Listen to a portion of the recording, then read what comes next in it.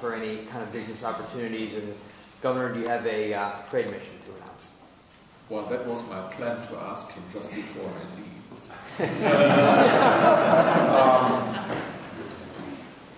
You know, the answer to that is that's a lot of travel and a lot of time, and I don't want to go on a trade mission unless I can bring some things back.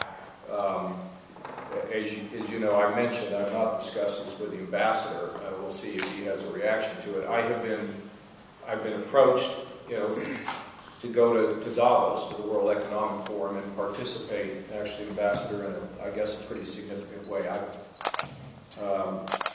And they came here, the Davos people have come to Columbus to try to get me to go over there. And what they're saying is, if you would go, we can set all the meetings that you need to have with all the companies. So, while that's not exactly a trade mission, it might present itself as a great opportunity. What do you think about my going to Davos and participating? Do you have a view on that, Ambassador? I've been to Davos meetings, and I think they are quite useful. Good. So we'll see. You said the other day, Governor, that you weren't sure yet if you were. I'm still not sure.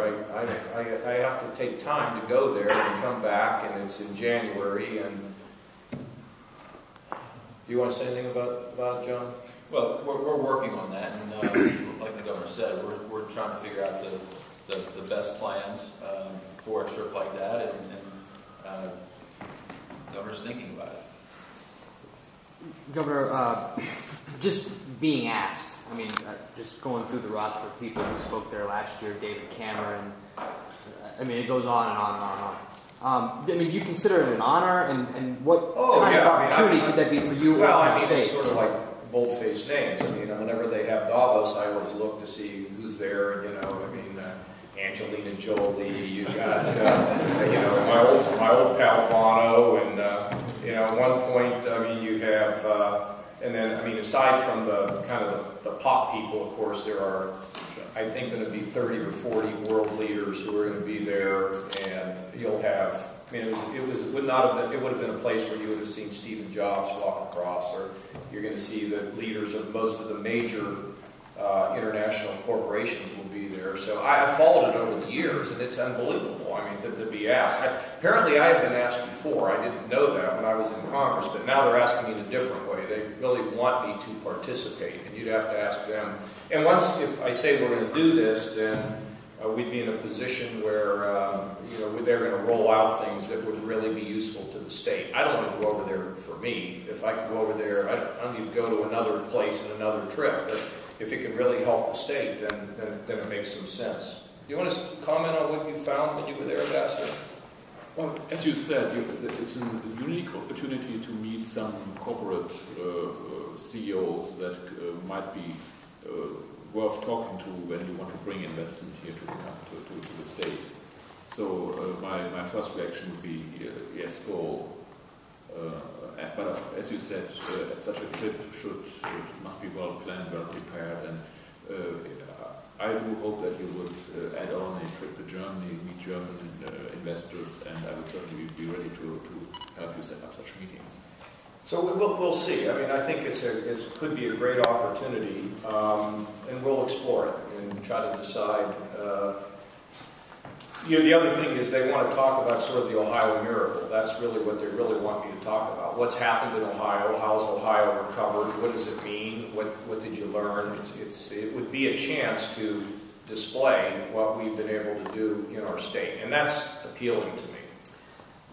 This meeting today, was it a meeting to discuss worker training as advertised, or was it also a meeting to discuss investment and growth opportunities? No, it's really job training and what their employment needs are, and how we can, you know, continue on this effort to develop some sort of a seamless system. I mean, they all have similar problems, and it's good for us to hear. And then we will have aggressive meetings with the Germans to learn from their experience, because they've been very effective at being able to actually integrate their academic operations with the business. And when you think about things like BMW and Mercedes-Benz, I mean, those companies which are at the very high end and very high skilled, they don't happen by accident. And so this talk is about their immediate needs, what we can do to help them longer term, try to get them involved with forecasting and in their own local community, and then aggressive meetings to really drill down in terms of how their system works and what we can learn from it. So is it in Germany what's taught in schools is tied to businesses' needs like you're trying to do here? Or? Yeah.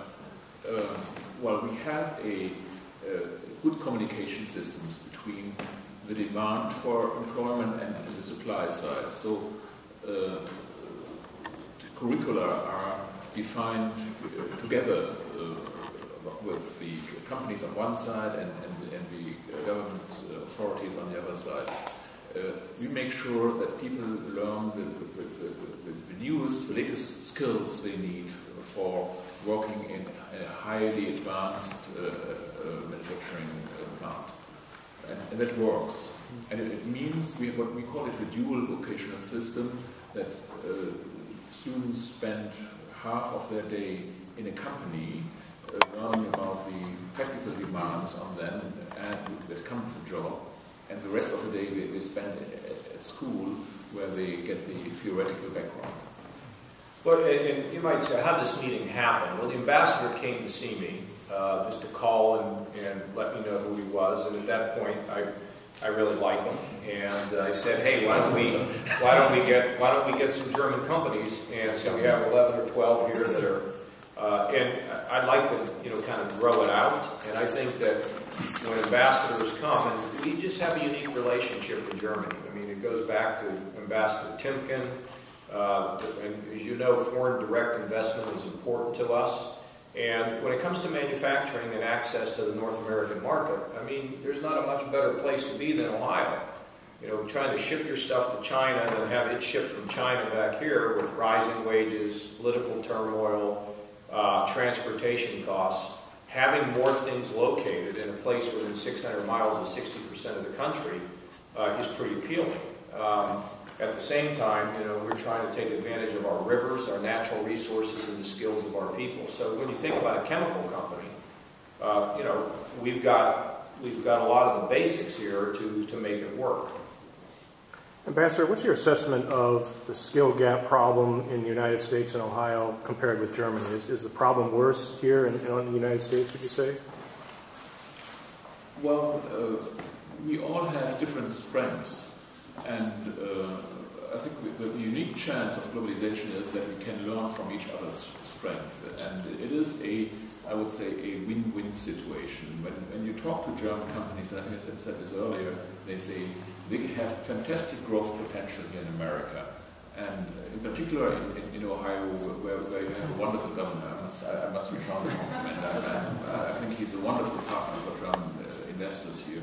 It's a win-win situation. Overall, German investment has created more than 600,000 jobs in the US, and there's more to come. And what we must do is simply work on those little edges and pieces where we can even improve this potential, and that's what we have been doing today, and we will go on working on it. I think we have it's well documented, we have a serious disconnect between business and job skills. I mean, it's not just on the front page of the New York Times. It's also carried, of course, extensively by Bloomberg. I mean, everybody knows this is a challenge. It's disparate. And now we're seeing one-off progress. You know, we've seen it with some training for oil and gas. We're seeing it in the financial services industry. It's not like it's all dark. It isn't all dark, but the question is, how do you make it more seamless and how do you make it scalable? We can learn an awful lot from the way the Germans do this, and it's going to require the superintendents in K through 12 and guidance counselors and the work of community colleges. It's going to require the four-year schools. We believe that we have the four-year schools and the community colleges completely into this, but being able to get the responsiveness we need out of K through 12 is something we have to continue to work on. And we've had an example of a business person here who went into a school system to say we have a challenge here with our workforce needs, and it wasn't a great result from that meeting. So we've got to explain it to people. As part of the fear is that K through 12, we've told everybody that you have to immediately go to college. And the fact of the matter is everybody doesn't want to go immediately to college, but everybody would like to get a job who doesn't want to immediately go to college. And we want to leave the door open to make it easier for them to get a job as they finish the 12th grade. And also, of course, make it clear to them that there isn't anything that keeps you from getting more education when you're ready.